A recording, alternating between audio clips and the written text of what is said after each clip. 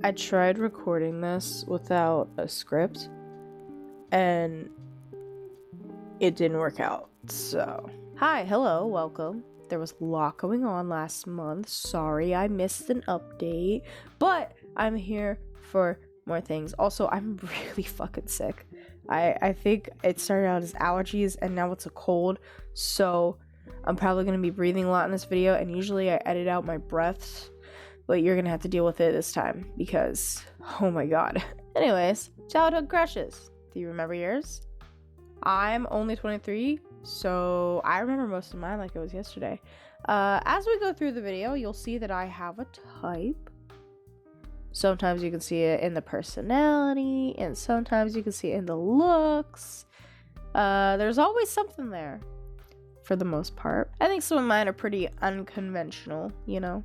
So I'm interested to hear what you guys think. Now, for those of you who don't know, I'm Avery, an aspiring animator who graduated from college in May with 2 degrees in animation and German.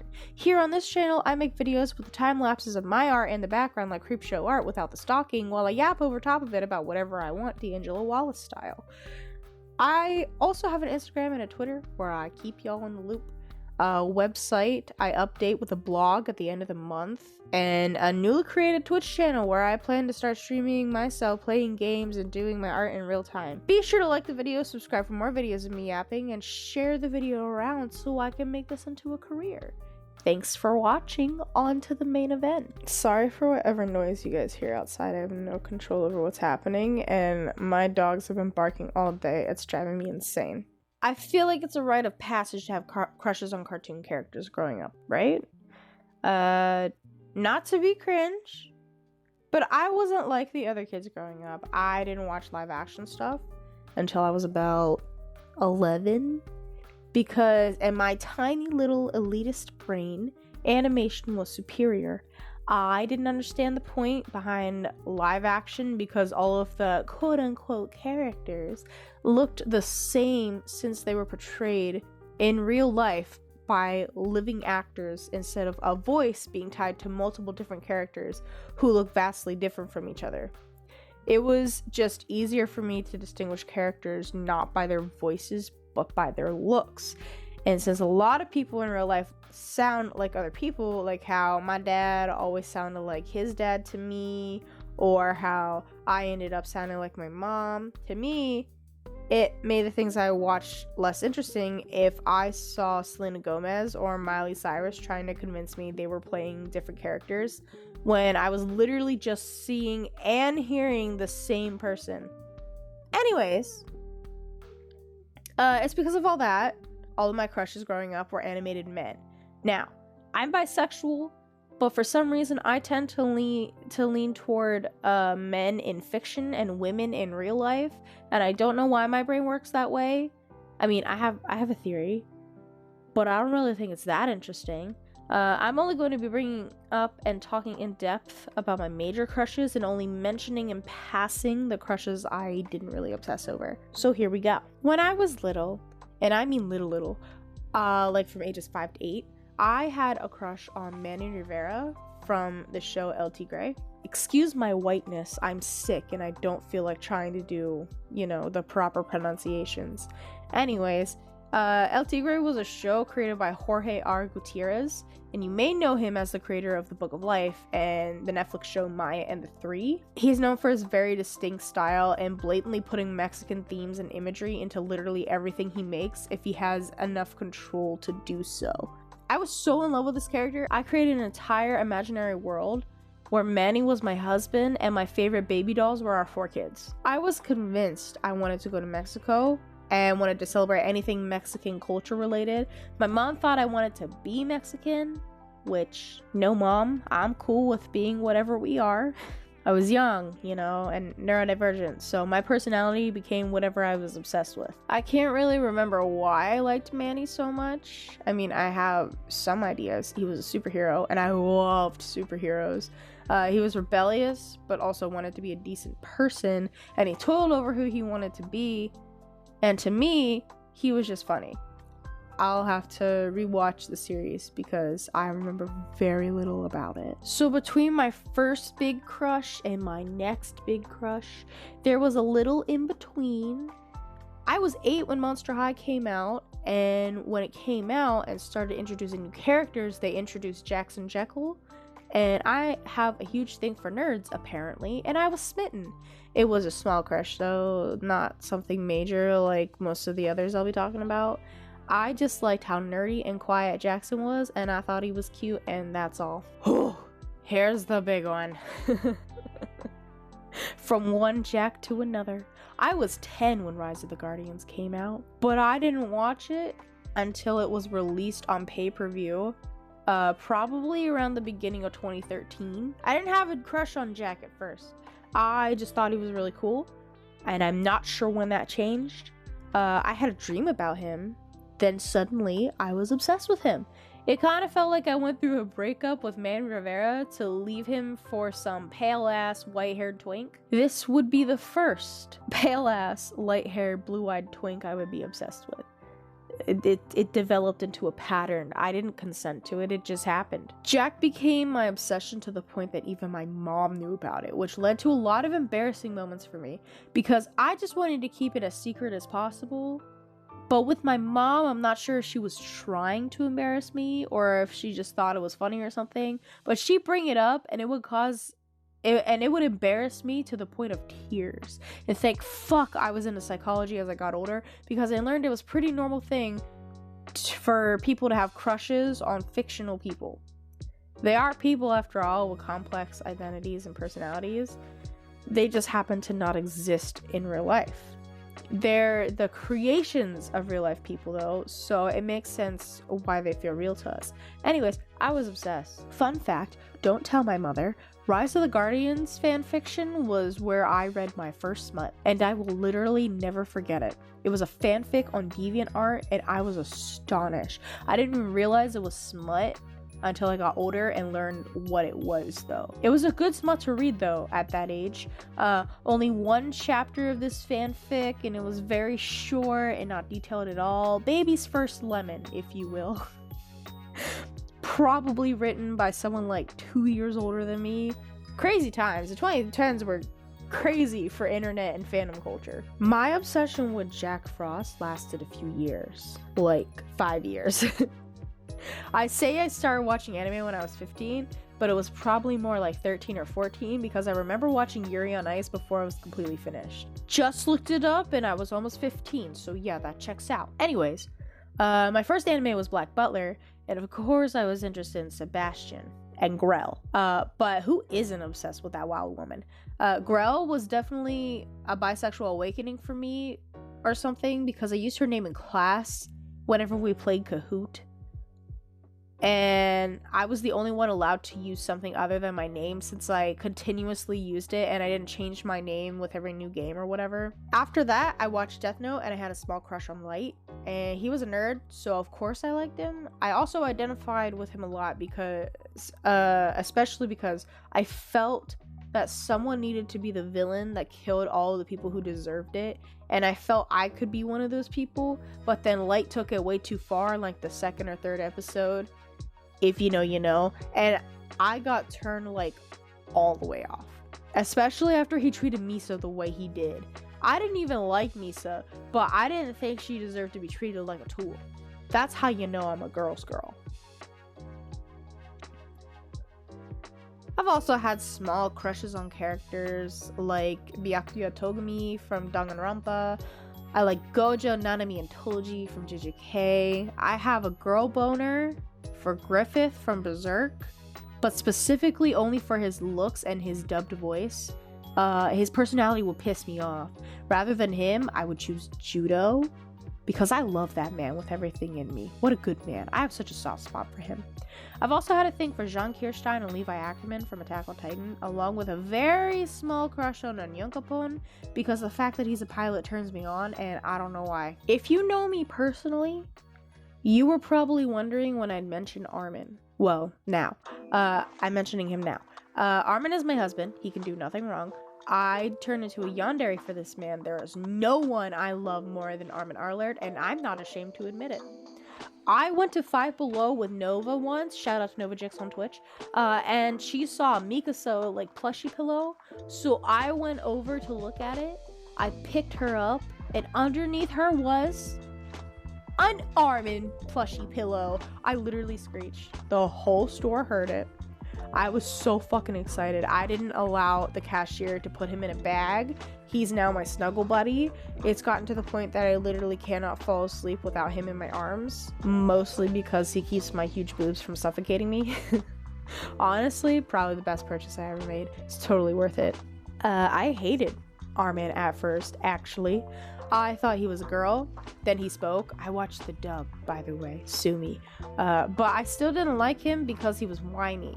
And as the show went on for the next few episodes, my hatred for Eren grew more and more to the point that I started liking Armin purely out of spite for Eren. Of course, as Armin matured and his character went through changes during the first season, I liked him more. And eventually, I was just like, yeah, this is mine now. I started reading the manga after season 2 finished airing, and I cried and worried about the series during the Serum Bowl. I was so biased. I wanted Armin to live. I was legit gonna drop the series if he died, but he didn't. So here we are. He's a blonde-haired, blue-eyed, pale-ass German guy in a world where fascism runs rampant. A little worrying for me, I get it, but hey, Armin's not the one who committed genocide. So, anyways, I have a thing for big brains, so that was definitely a factor. He's a little pathetic, which I also love.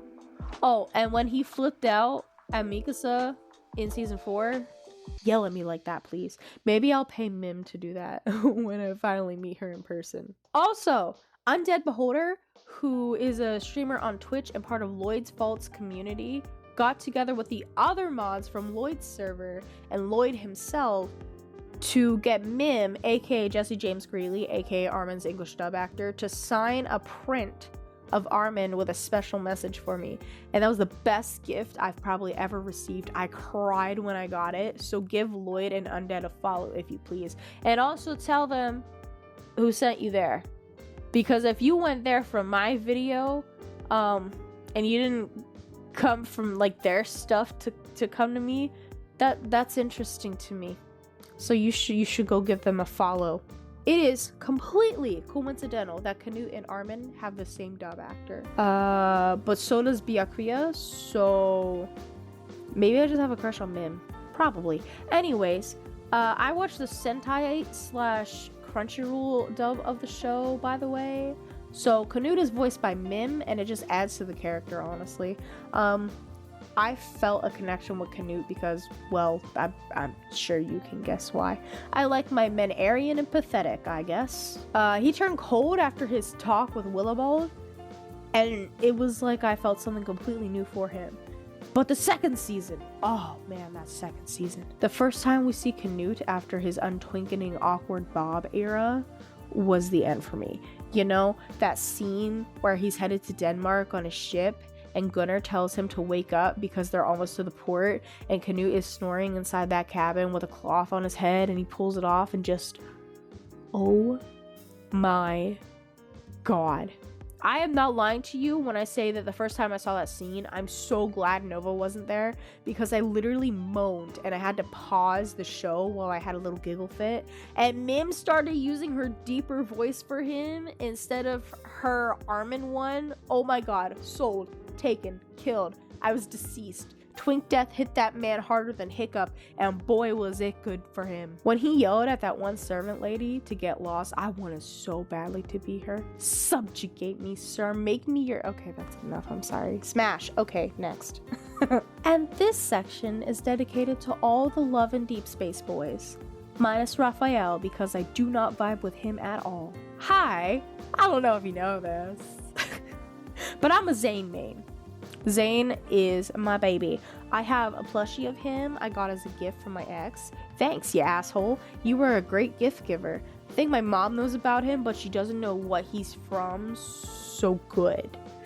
Glad her friend, who also watches my videos, never told her. Hi, mom's friend. You keep whatever you hear in these videos between us. Got it? Anyways, what isn't there to love about Zayn? He's gorgeous, he's quiet, his humor is dry and hilarious, he's a cardio surgeon, he likes sweets, he's a god. Don't tell my mom, but I pretty much spent the last $50 I had getting the God of Annihilation companion. I just had to. I had no choice. The fact that Zayn was the one that finally raised the rating and threatened YouTubers' monetization is insane, and I'm so grateful. Honestly, never thought we'd get canonical back shots in the sacred pool, but Zayn got it for us. I was a Zave main when I first started playing, but then we got to the scene at the hospital where MC had to go to a checkup, and holy fuck, please scold me. My daddy issues are really making a lot of appearances in this video, huh? The fact that Zayn is the freakiest of the bunch makes my mind sore. I fucking love it. What do you mean this chill button is located in his dick? What if I want him to destroy me and eat me? What then, huh? Hey, what do you get when you mix Jack Frost and Kyoya Otori? Zayn. You get Zayn. Silas? Don't even get me started. I didn't like him at first. Too rough and all that. I saw the clips on Insta and I thought, oh, there's no fucking way we'd be throwing hands. But then I actually played through the story and warmed up to Silas a lot. Now he's my second main. I only try to get his cards if I can either afford it or if I got Zayn's card first when it's a multi. I love that he's so wealthy, he just hands the main character his credit card. Lexi was a real one for reacting the way she did. His voice is also, it's just, the chills keep coming, man, and so do, never mind. Silas also has the white hair, so good shit. His hands are so big, his physique is peak bars, and his evol, oh my god. Fanfic made right there. Hey, what do you get when you mix Satoru Gojo and Sebastian Michaelis? You get Silas. Caleb is usually my third, depending on if I like his or Xavier's card better. Caleb is fine as fuck. Also, the childhood friends thing. Can I be the meat of the childhood friends sandwich, please? His evol is also made for fanfiction, and you cannot tell me otherwise. Caleb is also the most blatant in his horniness, and that's so funny because that just means that's how much he's had to hold back his entire life. The uniform looks so tasty on him. His yanderiness? Yes, please. Even though I would actually throw hands and was begging for MC to tell Zayn what was going on throughout the entirety of Homecoming Wings, I'd probably still smash. Also, his weird friendship with Gideon is hilarious. I love the memes that come out of it. Caleb canonically leaning down to give peace signs at his own fucking grave was a fucking masterpiece. He's so crazy, but also so funny. I don't have a clever combination for this one, except that he's a pilot like on Young Capone.